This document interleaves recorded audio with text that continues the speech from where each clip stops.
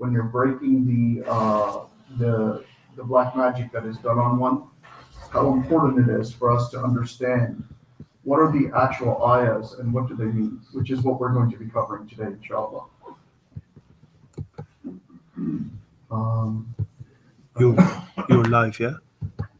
Yeah. There's a problem with Instagram, but you're live on Facebook and YouTube. We just need to go, because there's a lot of time that I've got. You know what I mean? And the sisters still. TV working?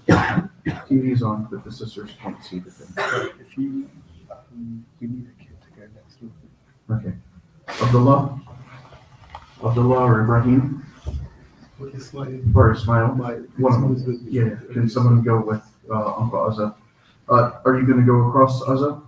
I can, yeah. Okay. Because then the sisters. Assalamu alaikum, sisters. Brother Azad is going to be coming across, and I'm going to go ahead and start the talk, but he's going to come across in order to go ahead and fix the actual feed. Then we will go ahead and start, inshallah. Well, no one can hear me either. Can you give me this mic? We're just going to go old school.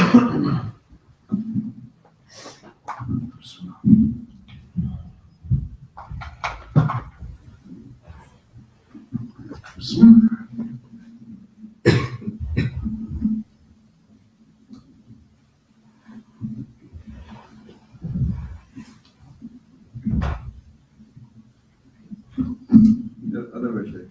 He goes the other way? Yeah. Oh, okay.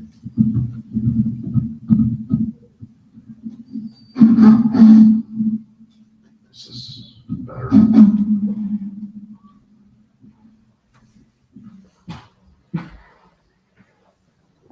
بسم الله الرحمن الرحيم. الحمد لله نحمده ونستعينه ونستغفره ونؤمن به ونتوكل عليه ونعوذ بالله من شرور أنفسنا ومن سيئات أعمالنا من يهده الله فلا مضل له ومن يضلل فلا هادي له وأشهد أن لا إله إلا الله وحده لا شريك له وأشهد أن محمدا عبده ورسوله أما بعد فأعوذ بالله من الشيطان الرجيم بسم الله الرحمن الرحيم قل أعوذ برب الفلق من شر ما خلق ومن شر غاسق إذا وقب ومن شر النفاثات في العقد ومن شر حاسد إذا حسد صدق الله العظيم. Alhamdulillah, my dear respected brothers and sisters in Islam, a fadila of Allah Rabbul Izzah Rabbul Alameen, that Allah subhanahu wa ta'ala has allowed us to go through at least 2/3 of the month of Ramadan. Where Allah subhanahu wa ta'ala not only has He allowed us to go through 2/3 of the month of Ramadan, for those of us that have been attending the classes, those of us that have been attending Tarawih, our hopes are based off of the hadith of Rasulullah sallallahu alaihi wasallam, where he says, "Man qama Ramadan imanan wa ihtisaban ghufira lahu ma taqaddama min dhanbi." That the one who stands in the nights of Ramadan, seeking to gain the forgiveness of Allah Rabbul Izzah Rabbul Alameen, inshallah, if he is to do it, he will gain that forgiveness of Allah subhanahu wa ta'ala. Also, for these classes, just as a recap of what we did in part 2, for those of you that missed part 1, they are up on, I think, YouTube and also Instagram. Please go to that. The channels. I think the students they're streaming it on either the Greenbank Masjid channel or the Shaykh Afdal Feroz channel. You can find the recording for the first part. And in the first part, we actually discussed what is sihr. We explained the definition of sihr. In the second part, we started to look at the actual sihr, understanding the symptoms of sihr, that if you have some of these symptoms, these are the things that you need to look out for. These are the things that you should consider. If there are certain things happening inside of your life, if, for example, if all of a sudden you have discord between husband and wife, whereas husband and wife were actually going through a very good time in the beginning, and then all of a sudden you have breakages, you have family breaking, also physical ailments such as you feel certain dull pain, constant pain. Medically, they can't figure out what that pain is or what you're going through. Those are some of the things that we went through. The other part that we talked about, aside from the symptoms of sihr, because we also saw that there are two types of sihr that can be done, and they're very different. There are different darajat, there are different levels of sihr, black magic that's done, but there are two aspects of sihr. One is the internal sihr, where you're possessed, you know what I mean, where a jinn enters inside of oneself and makes them think certain things, makes them do certain things and say certain things. And then you have the sihr that is on the external aspects, where jinns are actually being used to attack you. And that external aspect that it's talking about, and we talked about this with Rasulullah sallallahu alaihi wasallam, because many people, there are some people that actually disbelieve in the aspect of sihr, which is actually part of the Quran. And if you disbelieve that sihr can take place, then you're actually going against the Quran. So sihr is real. There's no doubt sihr is real. Black magic is real. And inshallah today I will try to touch on where the teaching of the black magic came about. But also many people say that, the Prophet ﷺ couldn't have been affected because there are certain ayahs in the Quran that say that he was not bewitched, he was not possessed. And no, Rasulullah sallallahu alaihi wasallam, as explained last week, was never possessed by any of the jinns. But the external sihr that was done can affect anyone. So the Prophet of Allah sallallahu alaihi wasallam never lost his mind, never lost his understanding of deen. He never lost his tawheed with Allah Rabbul Izzah Rabbul Alameen, and we explained that in quite detail last week. Then I went through how the sihr was done, how the people of Qurayza had gone and went to Labib ibn Asim, the Sahir. He was a well-known Sahir, and then how he had conducted the magic, how they had taken the hair of the Prophet ﷺ, tied 13 knots on a comb, then took tree sap, placed it against a date palm leaf, wrapped the date palm leaf, and put it into a well, buried it in the well, whereas the well had also started taking on a stench and a color of that henna color, a yellowish color of mehndi, which is known as in the Indo-Pak region, henna in Arabic, and then they call it the same here in the English language. But there was this key point that I actually mentioned, and I really want us to think about this as well. One thing that we have to do as Muslims, unfortunately, we have gone into, and here I am saying this while being streamed on YouTube and Instagram, but we have become a people that have been sucked into this, what is known as the World Wide Web. It's like a web that has been woven, and we're being sucked into it and not able to extract ourselves out of it. What do I mean by this? We have become so insecure about who we are because we're always trying to please people in dunya. And many a times, and believe me, I know many influencers that have 1 million, 2 million, 10 million subscribers. I personally know them. And the reason why I personally know them, not just in the capacity of work and also of deen, but in the capacity of where they come to me, where they're going through difficulties, where they're believing they have sihr, or they have hasad, or they have jealousy, or they have ayn, which is evil eye. And when you look at this culture that is being built, and you look, and we're going to get into this a little bit later on when we look at how sihr was taught and who it was taught by, and which actually used it, and the ayahs that we're going to look at today to break the sihr points towards a very specific a very specific people that were very heavily engaged and had mastered the aspects of black magic. But we as a ummah, unfortunately, are so insecure with ourselves. I even know ulama that are so insecure where they're doing like 1,000 posts and stuff. Why? To get views and to get subscribers. And these are very qualified ulama, right? These are very qualified people. I don't know.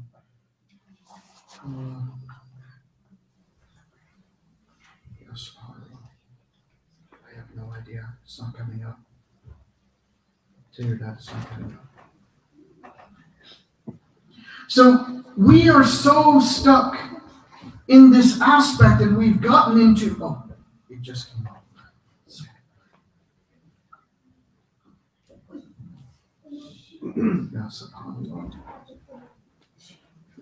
You see, even though Iblis is locked up, this area is so valuable that you have things that are holding us back. So coming back to the aspect, we are so stuck in the Western way in terms of wanting to prove ourselves, wanting to get followers and all of this other stuff, that subhanAllah, that this is something that is destroying us individually, but also destroying our families. And what do I mean by this? Those influencers that I was talking about that have, here, just take my phone. Those influencers that are always trying to get, or people that are on Instagram are always trying to please people. And many of them are going through such difficulties in their life. When I say difficulties in their life, they're constantly dealing with Hasad, they're constantly dealing with Ain, they're constantly dealing with evil eye, and they don't understand why.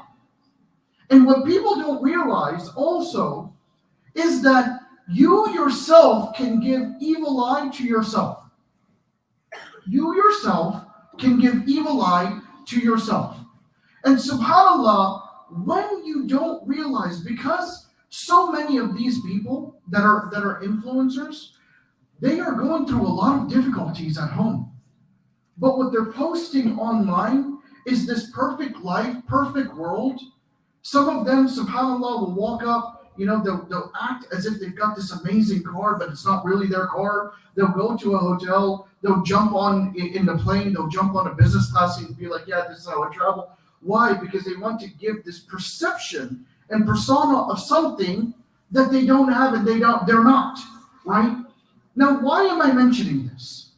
It's because also the one who has anger towards you, because someone who's going to do black magic against you, someone who's going to do sihr against you, does not have good intentions for you.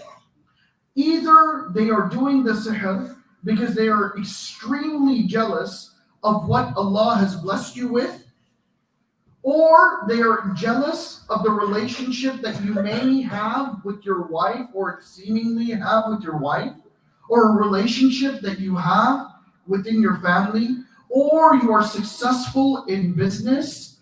There are many, many reasons why people not only have jealousy and envy towards another person, but then when they go into this aspect of doing haram, which takes you outside of the fold of Islam, which I mentioned last week and the week before. If you engage in sihr, if you listen to someone that deals with sihr, or you believe in the sihr aspect, that when I say believe in sihr in terms of that this can be your protector or this can give you some sort of gain, if you've got that aspect and you're going away from Allah Rabbul Izzah Rabbul Alameen, then you are committing shirk billah. And if we look at the ayahs of Luqman alayhi salam in Surah Luqman, where Luqman alayhi salam, he says to his children, Ya bunayya la tushrik billah inna shirka la dhulmun azim. This is the greatest sin that you can do. La dhulmun azim. And when we engage in sihr, we are engaging in shirk billah.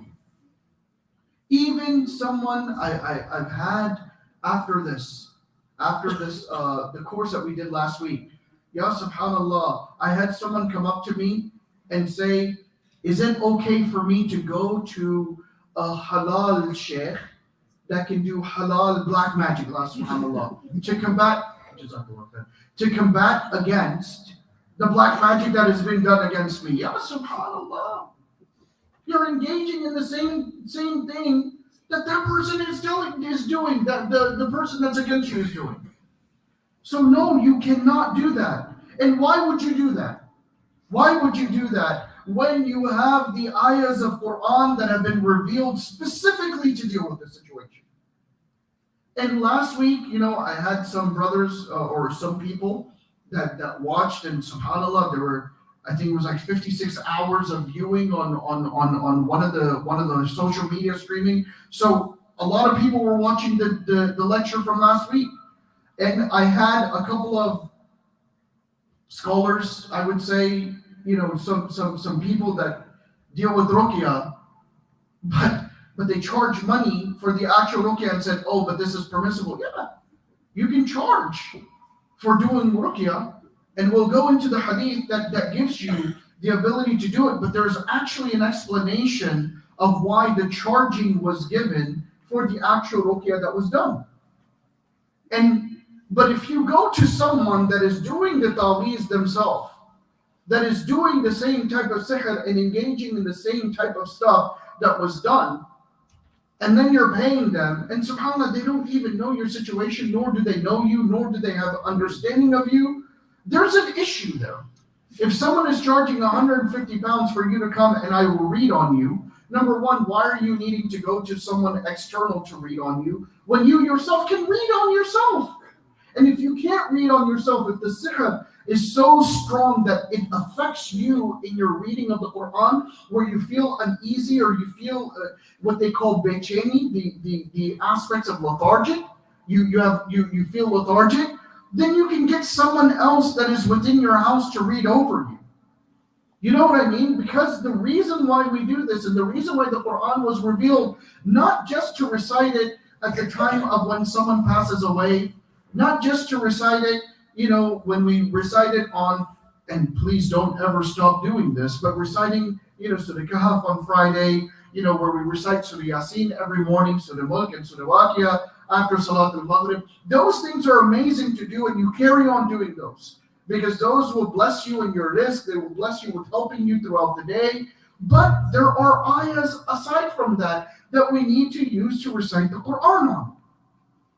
And we're going to get into those ayahs, but the reason why I'm mentioning that is because we have to understand Rasulullah sallallahu alaihi wasallam was sent as a rahmatul lil alameen.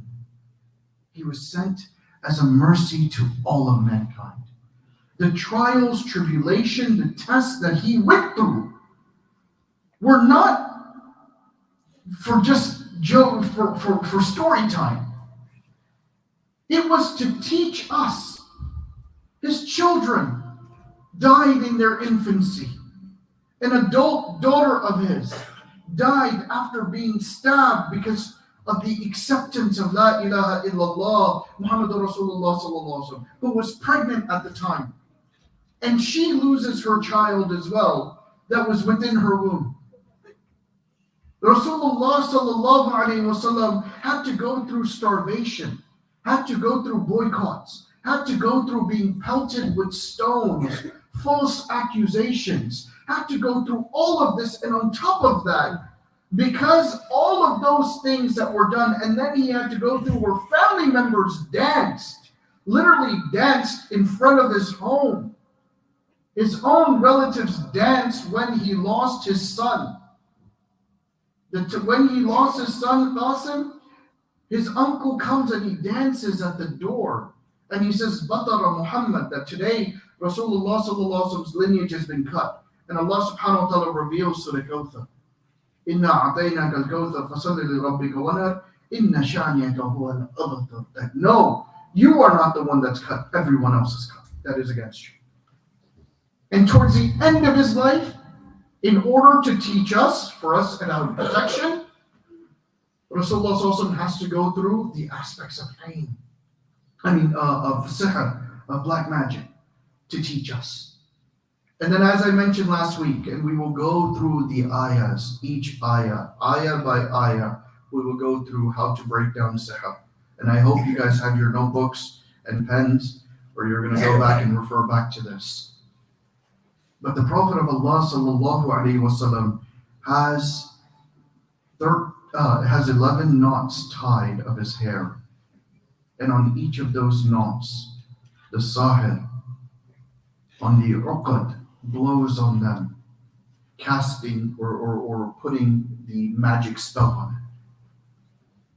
And there are 11 ayahs in Surah Falaq and Surah Nas. And if you remember last week, when the people of Qurayda, the Banu Qurayda, went to the Nabi, they said, we want something that will rip him apart, completely destroy him. And so the first surah of the Mu'addathain is Surah Falaq, which means it's translated as daybreak, but it's as if the light is breaking out and ripping apart the darkness, the night. And it's ripping it apart. And subhanAllah, when he's reading each of those ayahs, each knot becomes undone. And then he goes to Surah Nas, mankind. And each ayah he reads, each knot starts to become undone. Now, before we get into the ayahs, I want to talk about two ayahs or two surahs that are part of the actual ruqyah that we do in order to break it apart. And these are surahs that we should recite all the time. One of them is the Ayat al-Kursi. And we know very specifically, and now there was a question that was posed previously when I done this topic, where someone had asked me, oh, but I read Ayat al-Kursi after every salah. The recitation, the Ayat al-Kursi is the greatest ayah that was revealed in the Quran, right? The Ayat al-Kursi has a specific way. For example, if a doctor gives you a prescription for a specific ailment, for example, you've got a cold, and the doctor gives you a prescription to use, and it's the same medication, but the prescription is a bit different. It's going to be where you use that prescription for that prescribed ailment that you have. The Ayat al-Kursi that you recite after every single salah is a prescription to protect yourself from going to the hellfire and to enter into Jannah. That is what reciting Ayat al-Kursi after every salah is for.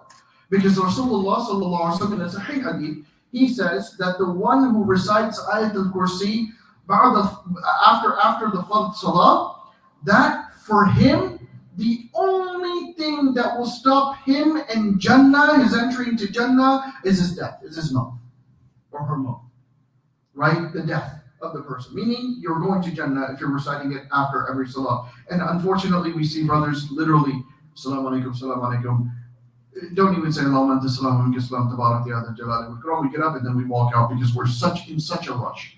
We can't even spend 15 seconds doing the adhkar and reciting Ayat al-Kursi, which is crazy in my mind, right? But that is essentially tawfiq billah. If Allah is not giving you the tawfiq to recite Ayat al-Kursi, that's telling you where your position is with Allah subhanahu wa ta'ala on the day of judgment.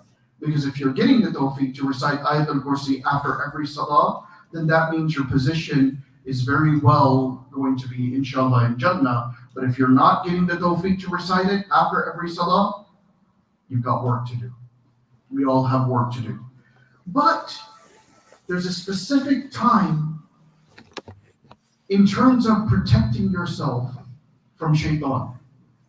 And we find this in the story of Abu Hurairah radiallahu ta'ala. So Abu Hurairah radiallahu ta'ala, mashallah, he was given the amana of taking care of Bayt al-Mal. Bayt al-Mal is where the Sahaba and the companions of the Prophet ﷺ, they would give sadaqah, right? And he was given that honor of taking care of the amana, of the trust of taking care of Bayt al-Mal, right? And when they did that, what happened was, one night, Abu Hurairah radiallahu anhu is sleeping, and then all of a sudden he hears a rustling going on, as if someone is breaking in.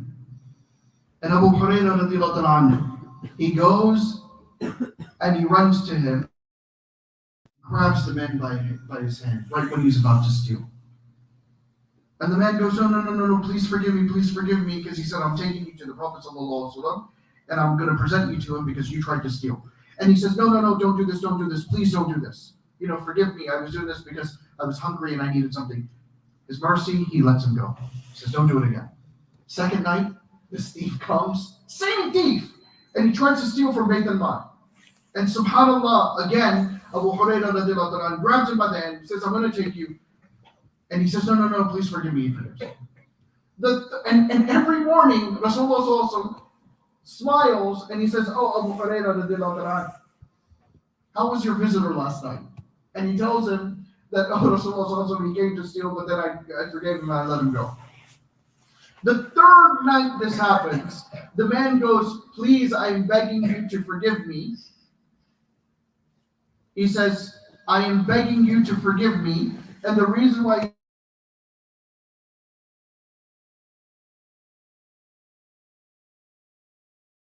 he knows, this man knows, I'm going to teach you something. And he said, what are you going to teach me? He said, if you let me go, I will teach you that if you want to keep me away from your home, then before going to sleep at night, recite Ayat al-Kursi. He said, recite Ayat al-Kursi every night before going to sleep, and I will not be able to enter inside of your home. Now he's taught him a piece of Quran. So Abu Hurairah radiallahu ta'ala, mercy, had made a deal, and he says, khalas, he lets him go. That morning after Salat al-Fajr, Rasulullah sallallahu alayhi wasallam goes and he sees Abu Hurairah radiallahu ta'ala, and he says, oh Abu Hurairah radiallahu ta'ala, what happened to your visitor last night? And Abu Hurairah radiallahu ta'ala, he says, oh Rasulullah sallallahu alayhi wasallam, the same man came. He was doing the same thing and I caught him, but this time was a little bit different. He told me that if I wanted to make sure that this man does not enter inside of my home, then every night before going to sleep, I should recite Ayat al-Kursi. Rasulullah sallallahu alayhi wasallam smiles. And he said that the one that you met is the biggest liar, but on this occasion, he spoke the truth. And that is Shaitan. Shaitan, and by the way, many people don't realize Shaitan, Iblis, was an alim. He was a scholar. Very knowledgeable. To the point where he got to Jannah. He's been in Jannah. Imagine, Shaitan has been in Jannah because of the ilm that Allah subhanahu wa ta'ala had given him, and Allah's justice has to prevail. So subhanallah, reciting Ayat al-Kursi every night protects you from having Iblis enter inside of your home. Now, there are other aspects, and the last 10 nights are coming up, and we're going to be doing the Qiyam program. If Iblis is not entering inside of your home, you definitely want to be in the company of the Malaikas. But there are things that won't allow the Malaikas to enter inside of your home also, and I'm not going to get into that. I'll mention it in the Qiyam programs, which are going to start on the 21st night, inshallah.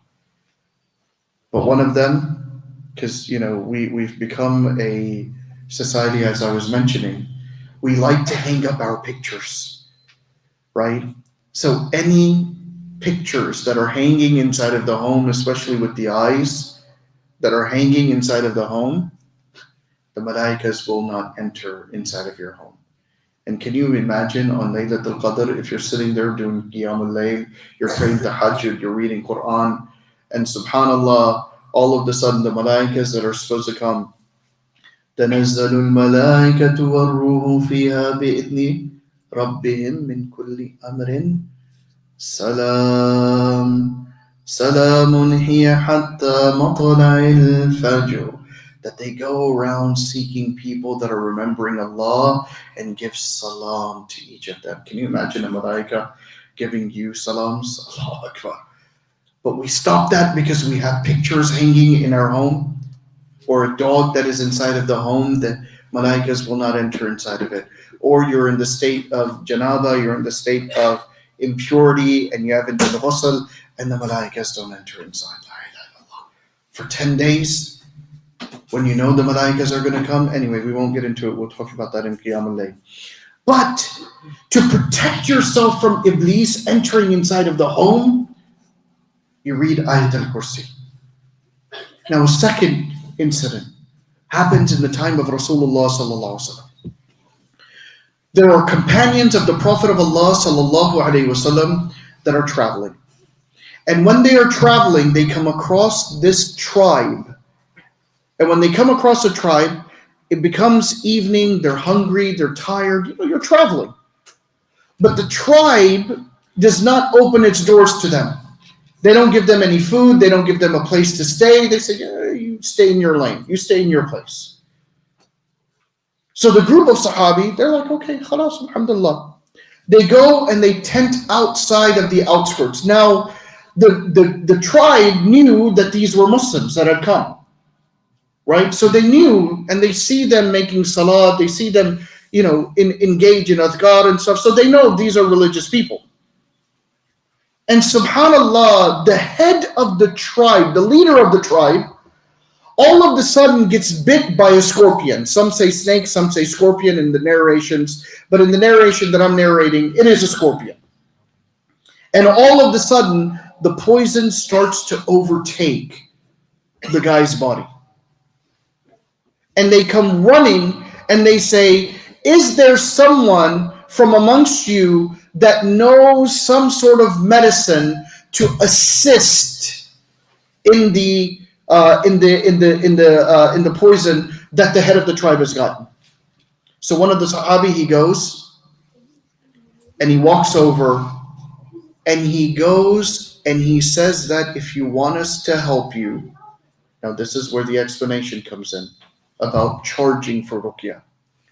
He said, if we are to help you, we will do it under one condition, that you give us some sort of reward for us to be able to help you.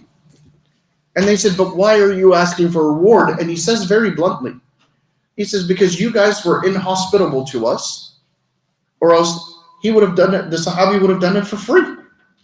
But they were inhospitable to the Sahabi, so he says, we will do it for a reward. They agree. If the chief is cured, we will give you a reward. Subhanallah.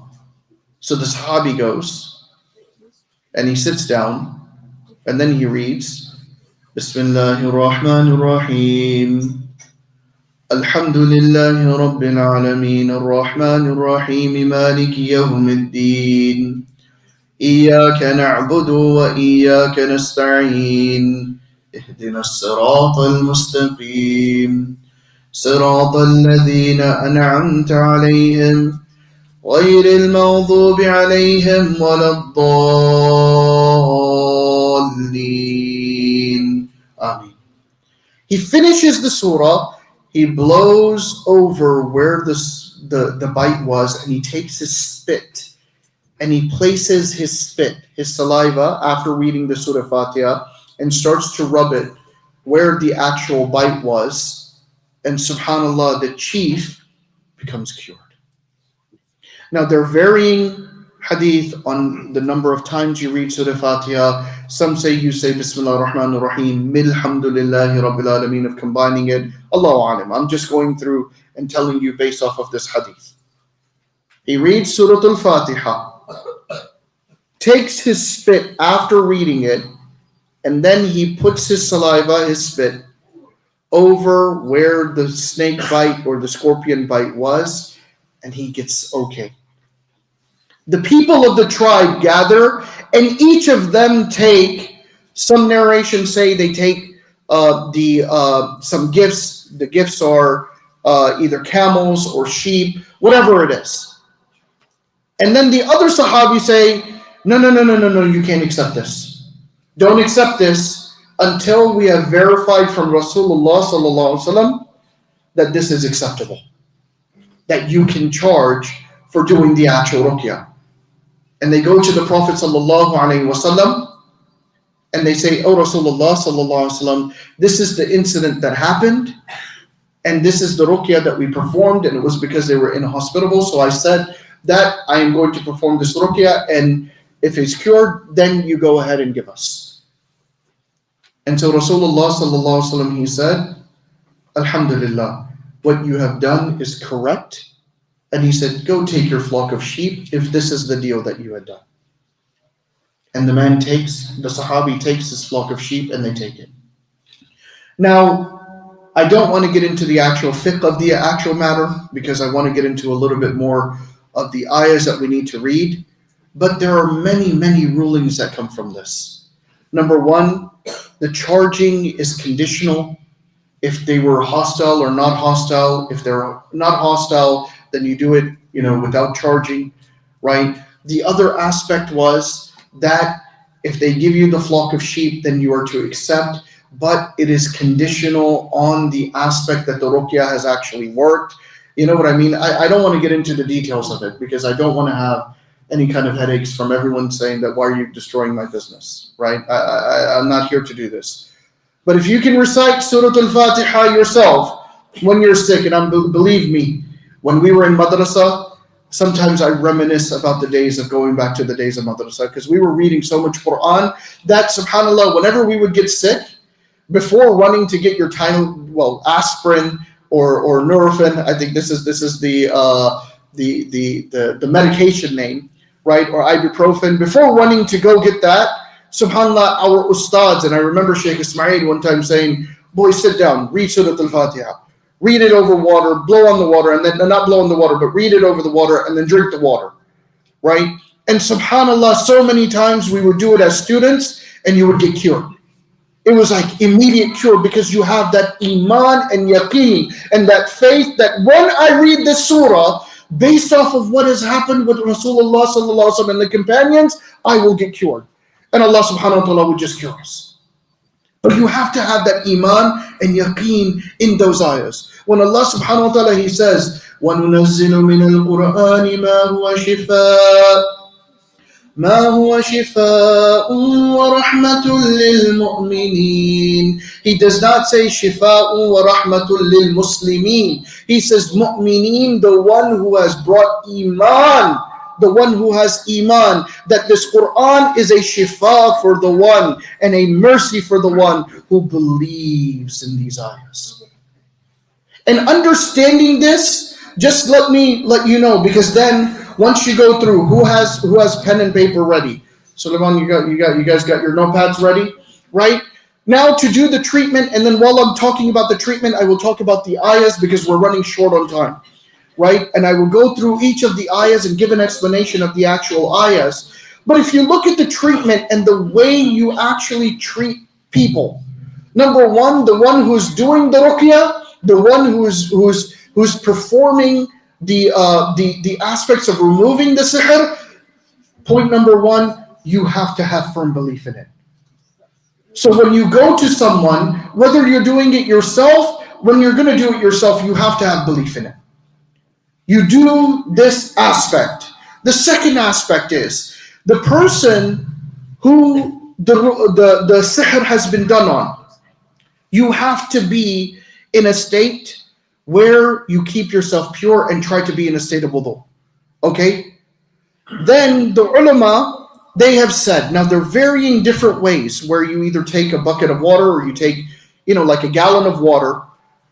You can take water with olive oil, right? Because you're going to be rubbing the olive oil over. You can mix the water and the olive oil. You take hubbas sauda, which is black seed. You take the black seed, you can use it in the form of oil, or you can crush it and make it mix it in with the water. Some people say you get Zamzam water, but subhanAllah, Rasulullah sallallahu alaihi wasallam and the deen of Allah subhanahu wa ta'ala is not usr, it's yusr. It's not difficult, it's ease. And not everyone has accessibility to Zamzam water. So even using regular water is permissible, right? You take the water, you can take the olive oil, you can take the black seed oil, and then some ulama, there are these leaves that are the lote leaves, not the lotus fruit, but the lote leaves, which are known as Sihr leaves that you can get. But if those are not available, it is not a condition for you to be able to do the ruqya over the actual water. It can just be plain water. Because the most important key is the ayahs of the Quran that are going to be recited. So the first thing that you recite is Surah Al-Fatiha. And again, remember I said that there was another hadith where some ulama say there's a specific number of times that you recite it. The ulama recommend that it is recited a minimum of 7 times.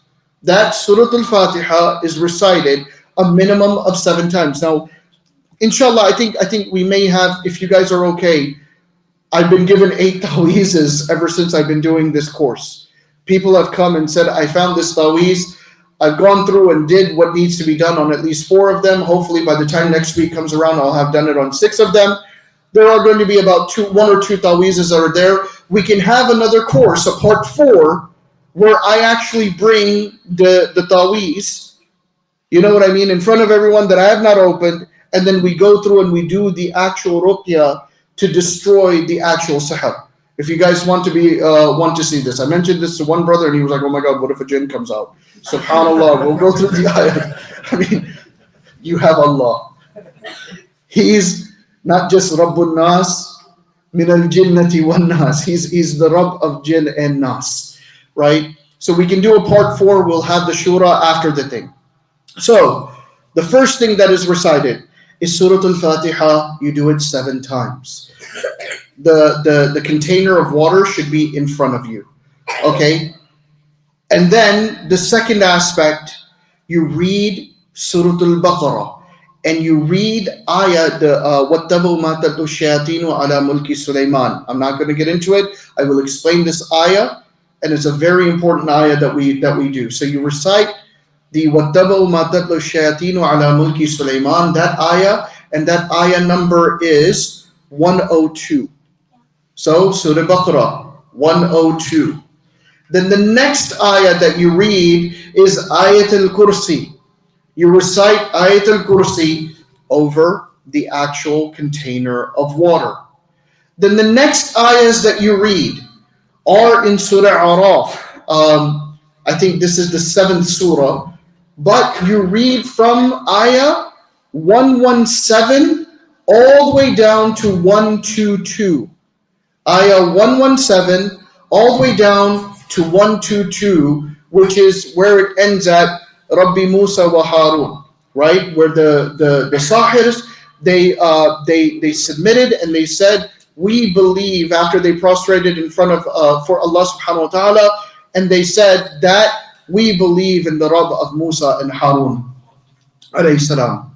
Then the next set of ayahs that you read are from Surah Taha. Some say 67 to 69.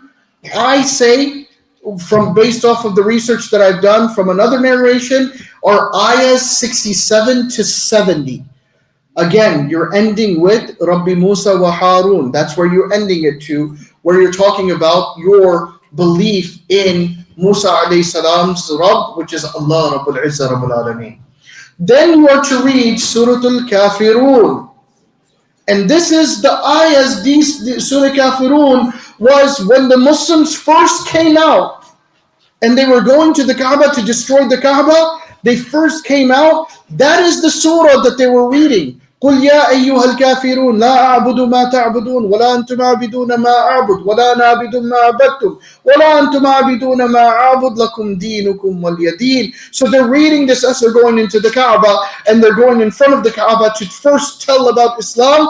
They're very much saying, we are breaking away from all of these idols and everything that you're doing, because you're breaking away idol worship. You're breaking away La tushrik billah. You're not associating partners with Allah, and you're reading the ayahs that completely say, you worship one thing, I worship Allah.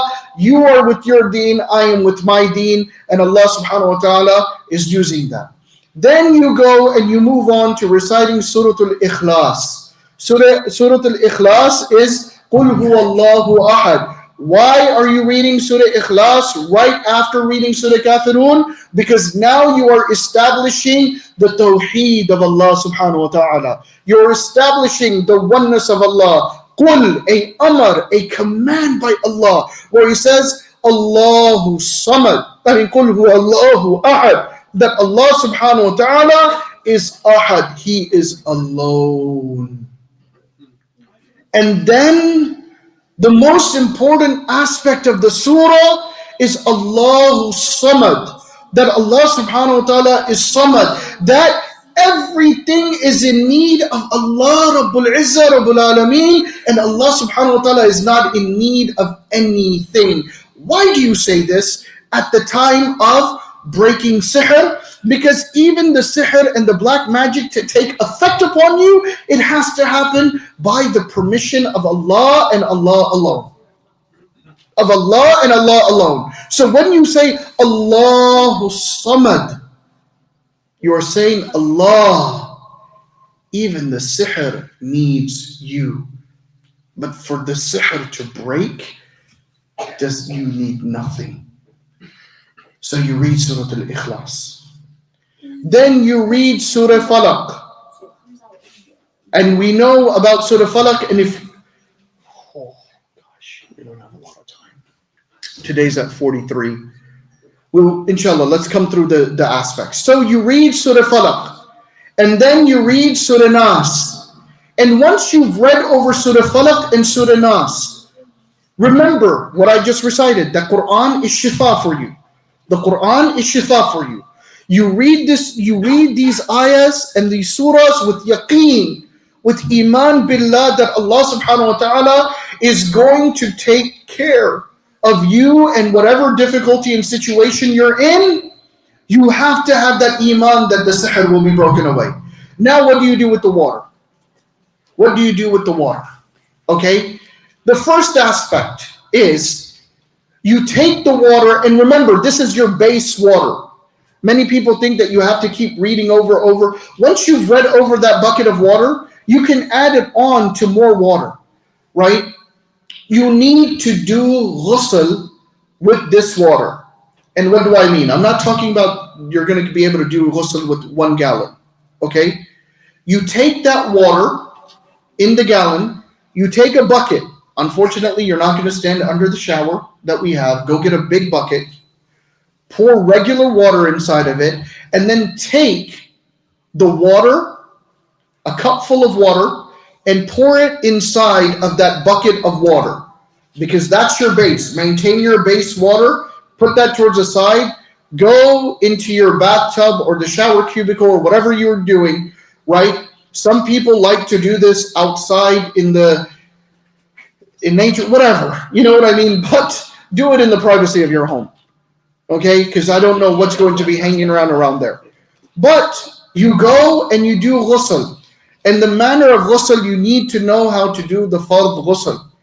Where you take the water, you shouldn't take and mix your hand back in there. You take the water, you wash your hands, then you take the cup again. You pour it into your right hands, right? You wash your hands 3 times, right? The ghusl, right? Up to your elbows. Then you clean, and then you do gargling of the water. 3 times is sunnah, 1 time is fard. You do the gargling of the water down up into your throat, and then you spit it out.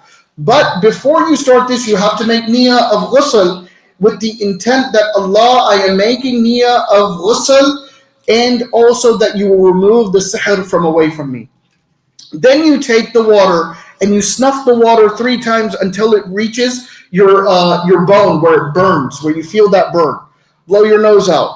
Then you start to pour, and every single part of your body must be touched by this water in order for ghusl to be done. Regular ghusl, just like you do ghusl from janaba, just like you do ghusl from when you're coming off your menstrual cycle, just like you do ghusl for Jummah. It's the exact same way, making sure that each part of your hair, the roots of your hair, are all wet. Make sure that the water gets inside even the crevices of your ears, right? Making sure that the water is inside of ear, making sure that you've touched each and every aspect of your body. And it's kind of difficult when you're pouring it around, because some of us may not be able to reach all the way on the back. but as long as the water has touched the area, it's not in accordance to one of the schools of thought that it has to be rubbed all over.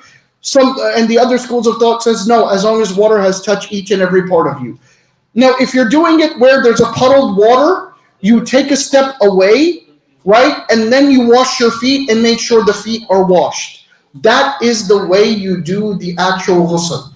Now, if you've kept, like I said, if you have olive oil or the mix of olive oil and black seed oil, if you use black seed oil, if you've got that and you've read over the water and the oil, after you come out, some of the ulama, one other method is, after you come out, you take the oil and you rub it all on your body, the olive oil. And by the way, it's healthy to do that anyway.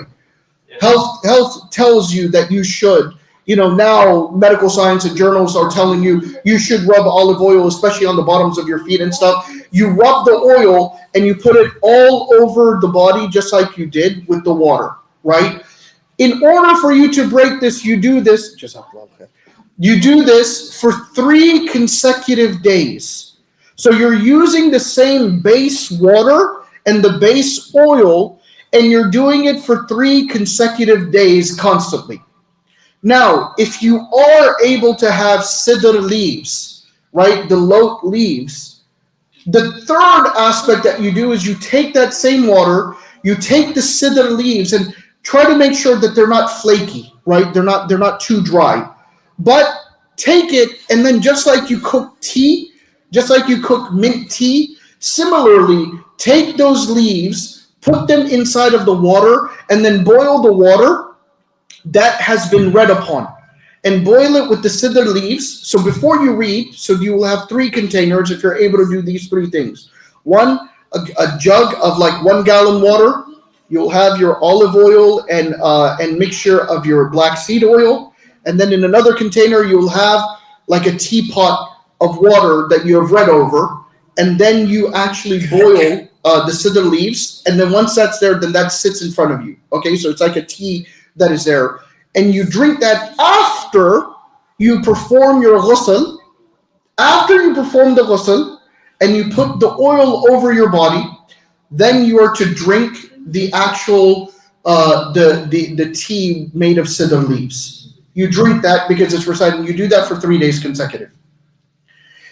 In another hadith, right? And by the way, the Sihr leaves, the drinking should be done in the morning on an empty stomach.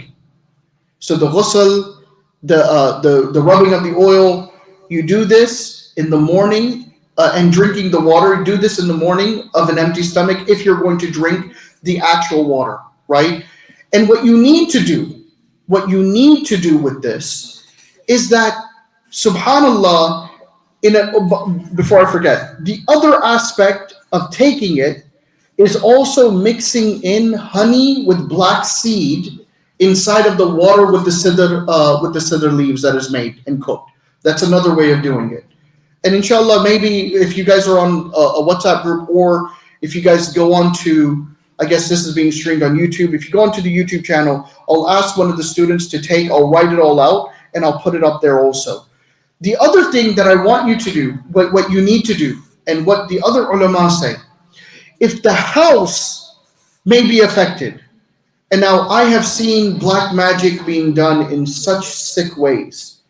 Remember, I told you in the first part, for those of you that were here, I actually found where black magic was done with someone that was very close to me, and it was at the frame, the door frame. It was literally buried inside of the door frame, and they used cement. They drilled a hole. How they got into the house, only Allah knows. Hole was drilled into the cement and filled with cement. And subhanAllah, Allah just made it where the person saw a dream, where Allah showed them a true dream, and sure enough, there was taweez that was there, right?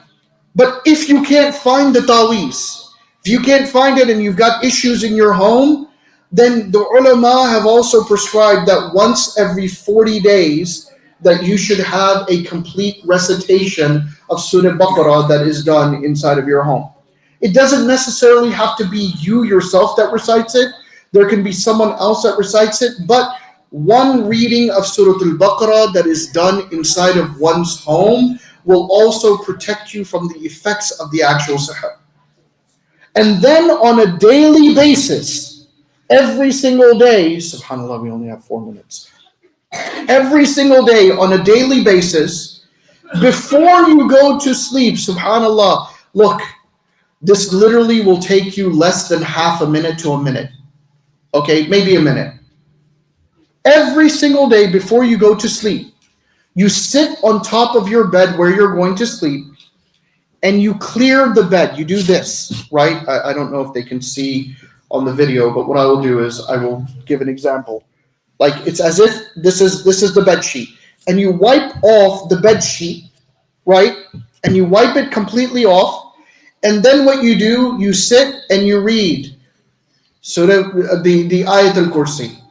One narration is Surah Falaq and Surah Nas. All of these 3 times. Some say recite Surah Kafirun, Ikhlas, and then the Mu'addatain, which are Falaq and Nas, along with Ayat al-Kursi. And the Prophet ﷺ, and you can find this hadith in where it's a Sahih hadith, where towards the end of Rasulullah's life, he would not only read it, but then he would blow, and then he would rub his whole body after reciting these ayahs, after reciting these surahs, the ayah and then the 4 surahs or the 2 surahs, depending on which hadith you're looking at, and then he would go to sleep. And if you do that every single night, I don't care what someone is going to try to do. If your yaqeen is inside of the Quran and you have firm belief in the Quran, the sihr cannot affect you. The sihr will not affect you. Because this is the prescription that the Prophet ﷺ has given us. And we see this through the hadith, through the authentic hadith. So that is how we need to deal with protecting ourselves on a daily basis. Now, the understanding of sihr, I mean, we could do a part 4. We don't have enough time to go into it, because I do want to talk about the origins of it. Remember, I said that it's been around for a long time. How many of you know 2 angels by the name of Harut and Marut? How many of you guys know the story of that? Raise your hand if you do. Okay. Their story and their mention is in Surah Baqarah.